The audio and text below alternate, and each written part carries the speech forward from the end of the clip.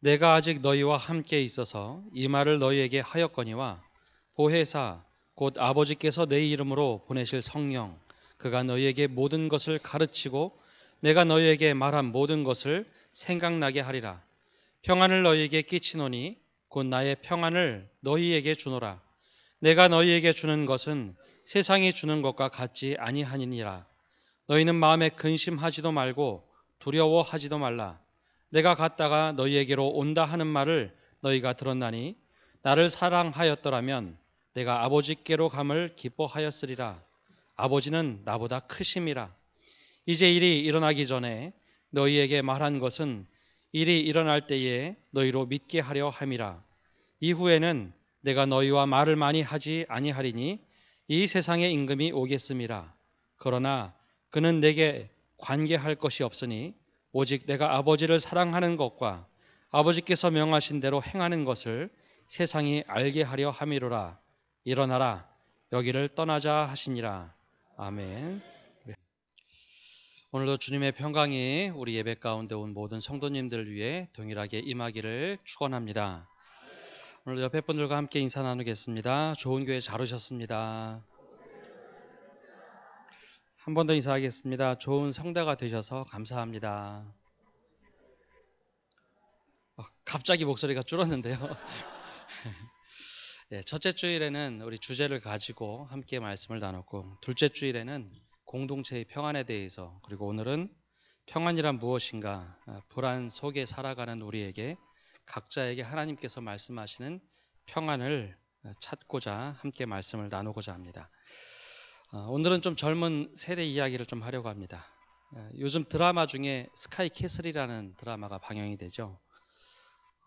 갑자기 떠들썩하는데요. 부모들 사이에 큰 반향을 일으키고 있는 드라마입니다. 많은 분들이 텔레비전을 보지 않으실 것 같아서 제가 잠깐 이 드라마 이야기를 좀 하려고 합니다. 드라마 광고하는 것 아닙니다. 저희 집에 아직 공중 텔레비전이 나오지 않아서요. 홈페이지를 좀 참조해 봤습니다. 그 드라마 프롤로그에 의하면 대한민국 최고의 사립대학에서 숲속에 전원주택을 만들어서 대학병원의 의사들, 그리고 로스쿨의 교수들, 그리고 판검사, 그들을 모여서 함께 살도록 하면서 드라마가 시작이 됩니다. 이곳에서는 치열한 대학 입시 전쟁이 치루어지게 되죠. 성공을 위해서라면 자녀들을 양육하기보다는 공부만 하는 존재로 조련을 합니다. 서울의대에 들어가면 성공한다라는 설정을 가지고 자녀들을 무한 경쟁시키는 내용이 이 드라마의 큰 흐름입니다. 이 드라마가 자녀들을 키우는 부모들 사이에서 큰 반향을 일으키게 된 이유는 설마 저렇게 사는 사람들이 있을까라는 의구심을 갖는 중에 현실은 더 심하다라는 인터뷰 내용이 한번 방영이 됐죠.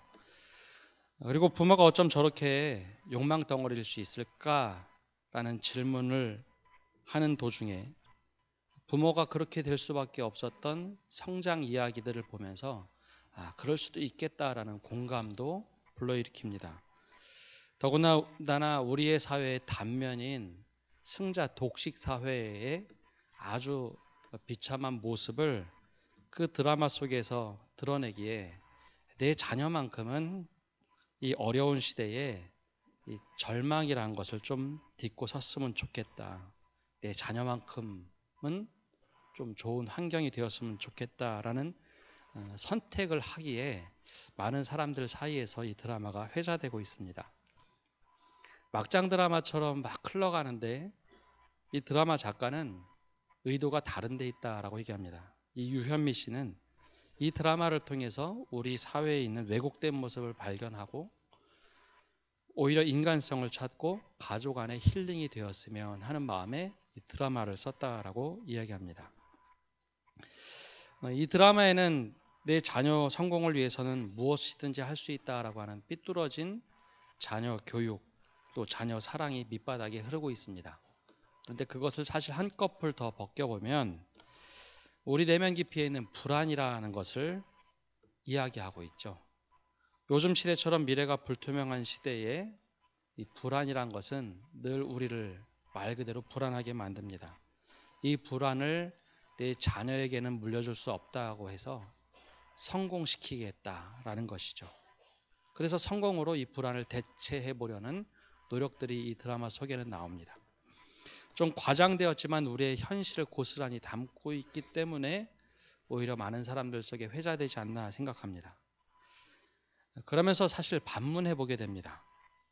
성공으로 채우면 불안이 과연 사라질까? 그렇다고 실패를 미화하자는 이야기는 아닙니다. 또 불안을 돈을 줘서 없앨 수 있을까? 그렇게만 된다면 돈을 많이 주어서 불안을 없앨 수 있겠죠. 그러나 어느 누구도 돈을 주고 이 불안을 없앨 수는 없습니다.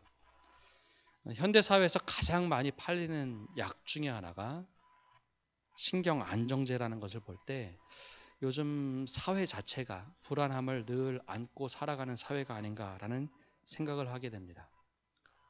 따라서 불안의 시대에 정말 필요한 것은 평안이라는 겁니다. 오늘 이 질문을 던지며 한번 말씀 속으로 들어가 보고자 합니다. 오늘 본문에는 예수님의 고별사라고 알려져 있는 요한복음 13장에서 17장 그 사이에 중간에 나오는 말씀입니다. 예수님의 고별사다라고 하면 말 그대로 예수님께서 떠나시기 전에 제자들에게 간곡하게 권면했던 말씀이다라는 것을 알 수 있겠죠.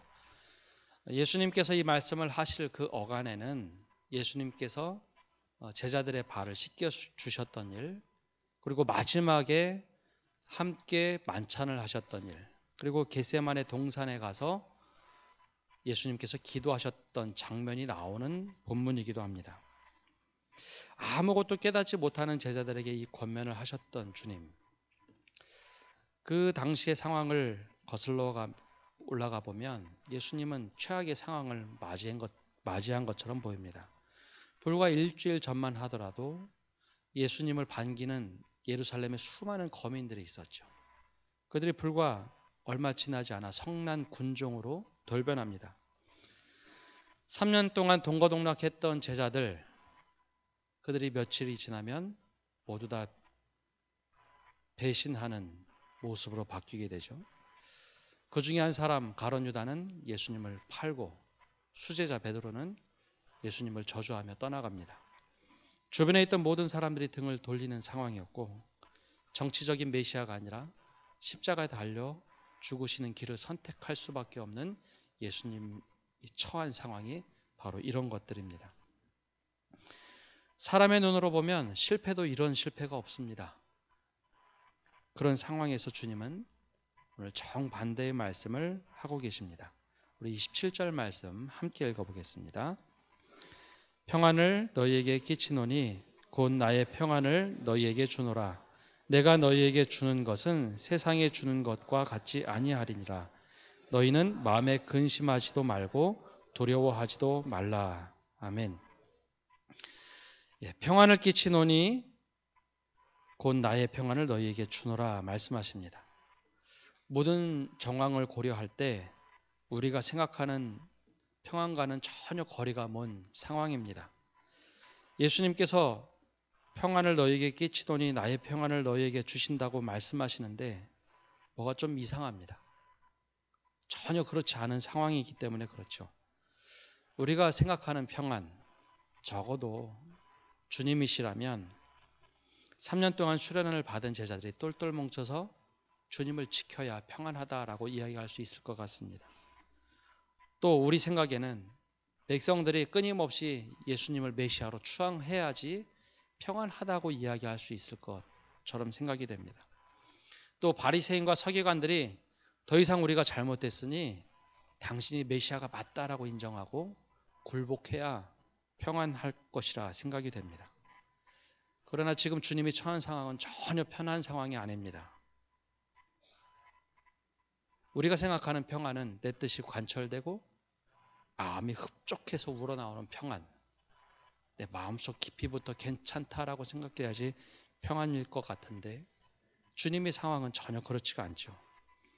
이런 시각으로 보면 절대 평안할 수 없는 주님께서 나의 평안을 너에게 준다라고 말씀하고 계십니다. 내가 너희에게 주는 것은 세상에 주는 것과 같지 않다라고 말씀하시며 너희는 마음에 근심하지도 말고 두려워하지도 말라라고 말씀하십니다. 예수님의 말씀에 의지해 보면 주님의 평안은 우리가 생각하는 평안과 다르다라는 것입니다. 세상이 주는 평안과 다르다라고 말씀하시기 때문이죠. 그렇다면 무엇이 주님께서 주시는 평안일까라는 질문을 해봐야 합니다. 주님께서 우리에게 주시는 평안은 내적 평안입니다. 주님께서 보여준 삶을 보면 주님께서는 늘 내적인 평안을 가지고 사셨던 삶을 보여주셨습니다. 안식일 날 병든 자를 고치셨을 때 바리새인들의 비난 속에서도 주님은 평안을 유지하셨습니다. 율법사들의 고소 속에서도 주님은 평안을 유지하셨고 오늘 지금 이 어간 우리가 보기에는 전혀 평안한 모습이 아니어야만 할 것 같은 그 상황 속에서도 주님은 오늘 평안하다라고 말씀하시며 나의 평안을 너희에게 주노라라고 말씀하고 계시죠. 이 사도 요한은 주님께서 하셨던 말씀을 아주 정확하게 기억했습니다. 너무나 독특했기 때문입니다. 나의 평안을 너에게 준다. 과연 주님이 가지고 계신 평안이 무엇이었을까 생각할 수밖에 없는 상황이죠. 우리가 생각하는 평안은 내 생각대로 이루어져야 평안하다라고 생각을 합니다. 마음에 근심이 없는 상태를 평안하다라고 우리는 생각을 합니다. 그러나 주님께서 말씀하시는 평안은 갈등이나 고통이나 죽음을 피해서 만든 도피해서 스스로 만든 평안이 아니라 오히려 그것을 뚫고 나가는 내적 평안이다라는 것을 발견하게 됩니다.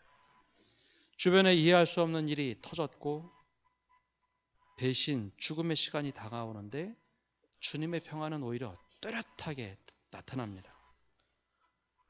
즉 우리가 생각하는 조건부 평안이 아니다라는 것이죠. 주님의 평안은 주변의 상황에 좌지우지되는 평안이 아니라 절대적인 마음의 내적 평안입니다.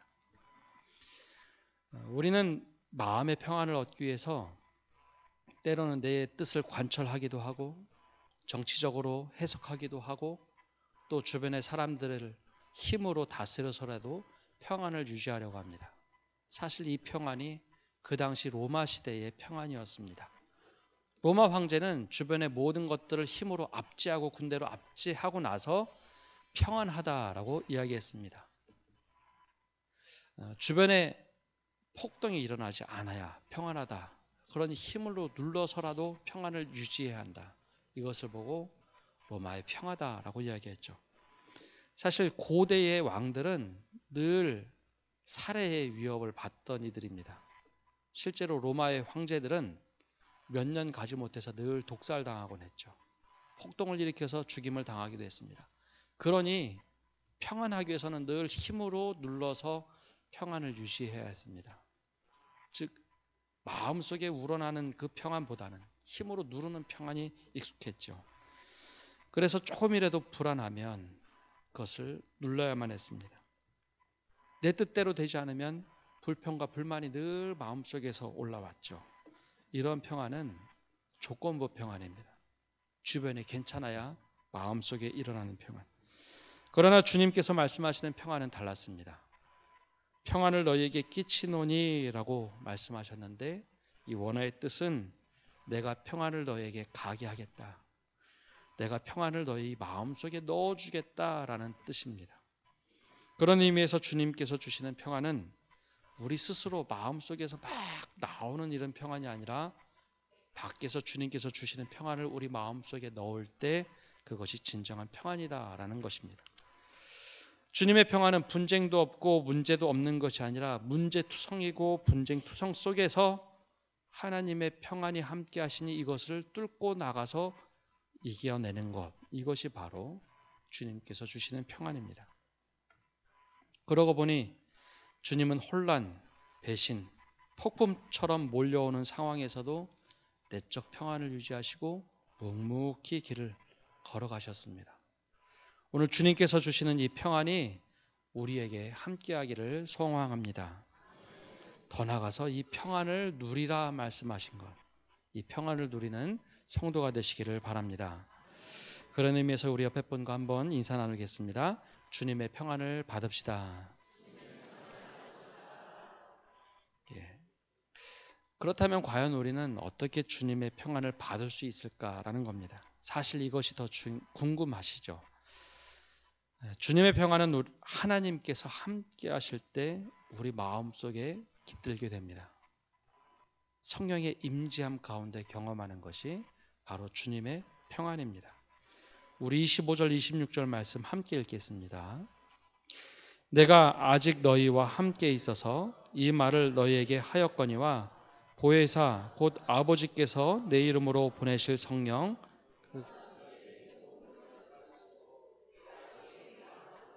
생각나게 하리라. 아멘. 성령 그가 너희에게 모든 것을 가르치고 생각나게 하리라. 맞습니다. 성령께서 우리가 듣고 읽었던 주님의 말씀을 생각나게 하고 기억나게 하시며 그 말씀대로 살아가도록 하십니다. 그 성령께서 우리와 함께 하실 때 우리 마음속에 평안이 깃든다라는 겁니다.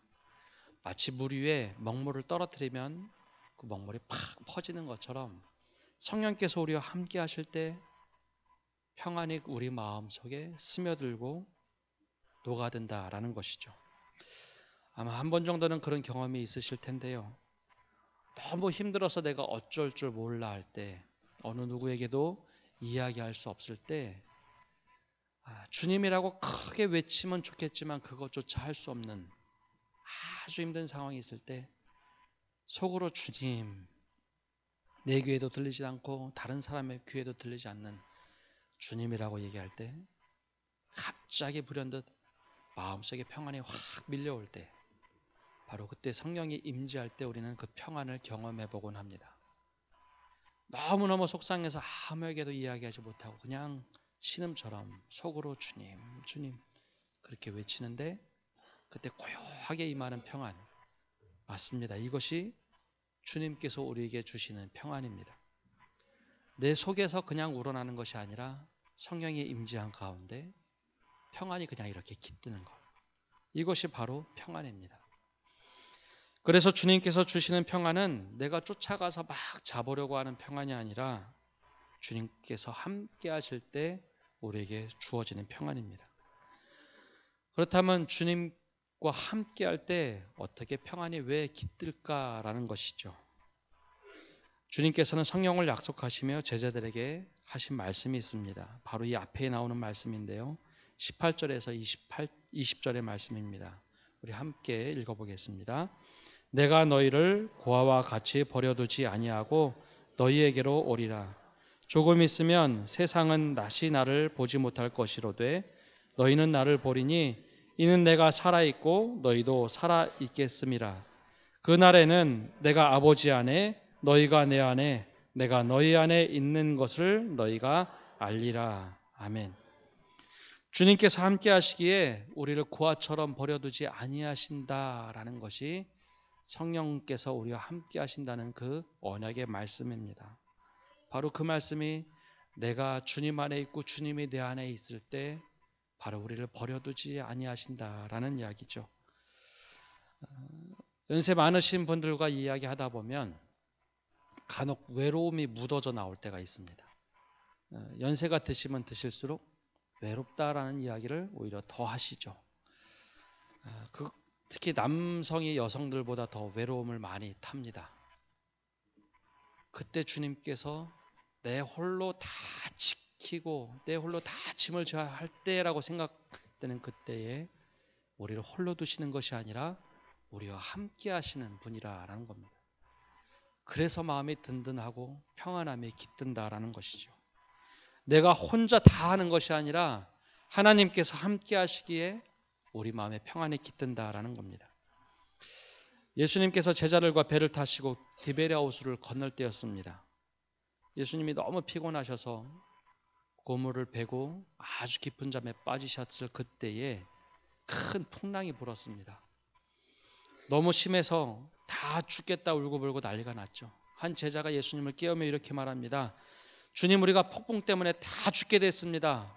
어찌하여 주무십니까? 라고 묻자 주님께서는 깨어나셔서 풍랑을 잠잠케 하시고 그리고 이렇게 제자들에게 말씀하십니다.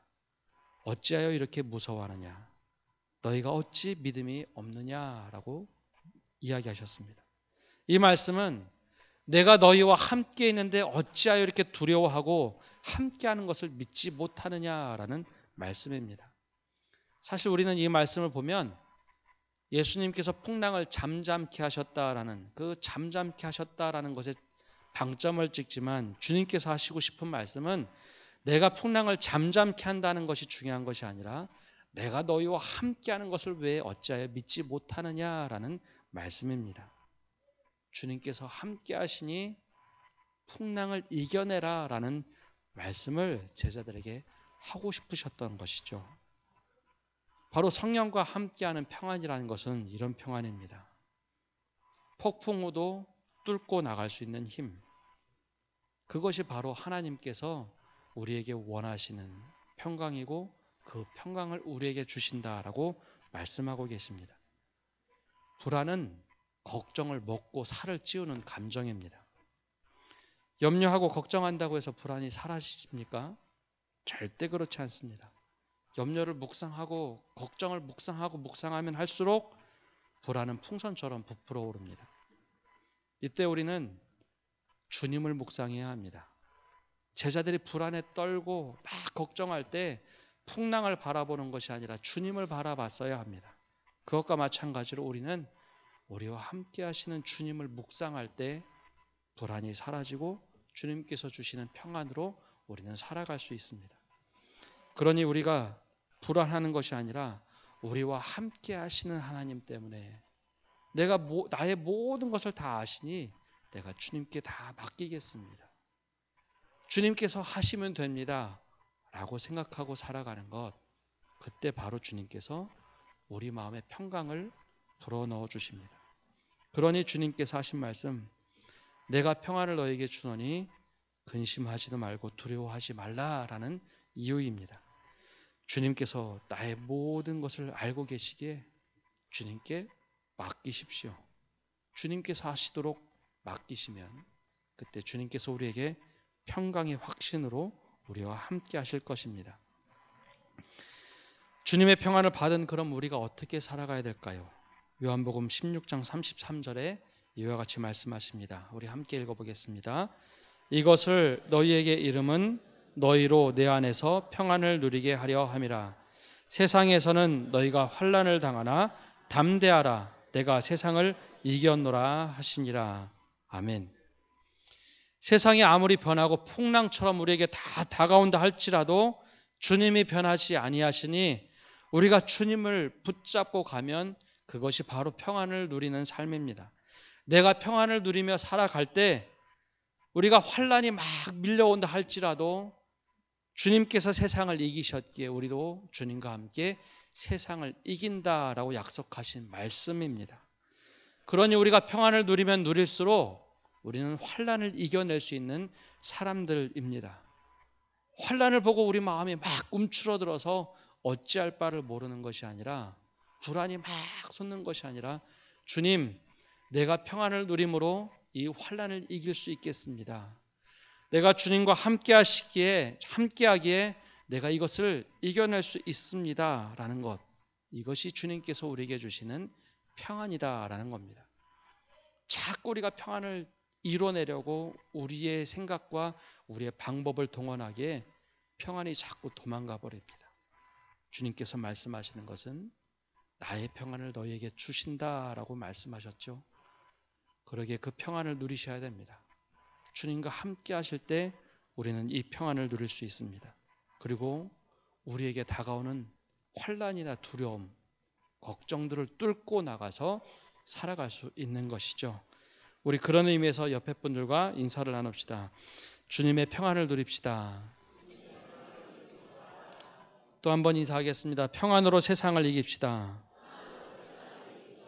네, 말씀을 맺습니다. 우리의 평안을 만들기 위해 인위적으로 막 노력하지 마십시오. 주님의 평안을 주시니 주님의 평안을 그냥 받으시면 됩니다. 주님이 주시는 평안은 성령과 동행할 때 주어지는 평안입니다. 주님께서 나와 함께 하시니 내 모든 것을 아시고 하나님께서 직접 하실 것이다. 그 믿음을 가지고 살아가기를 바랍니다. 그러니 믿음의 성도는 이 평안의 마음을 한껏 누려야만 합니다. 그래야 불안이 사라집니다. 우리 이 시간에 함께 찬양하며 기도하며 잠시 나가려고 합니다. 우리 가운데 폭풍이 몰려올 때 주님, 내가 그저 이것에 휩쓸리는 것이 아니라 주님 날개 아래서 내가 이겨내겠습니다. 고백하며 우리 찬양하기를 원합니다.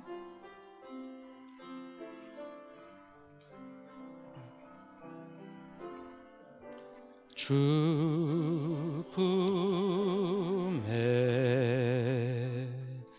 품으소서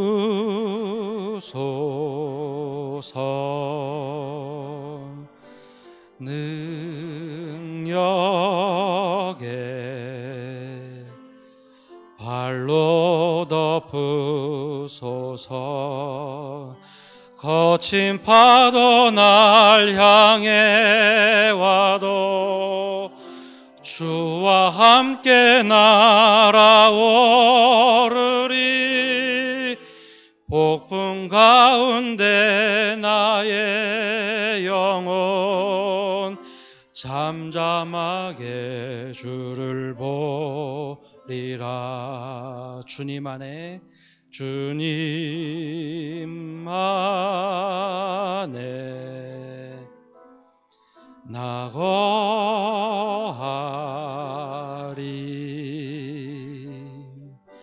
주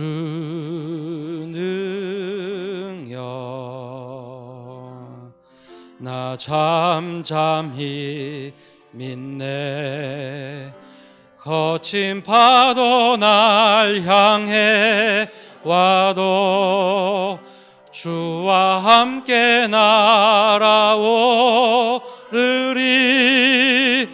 폭풍 가운데 나의 영혼 잠잠하게 주를 보리라. 이번에 다시 한번 찬양할 때는 우리 한 손을 가슴에 대고 우리 찬양하겠습니다. 주 품에 품으소서 주 품에 아멘 품으소서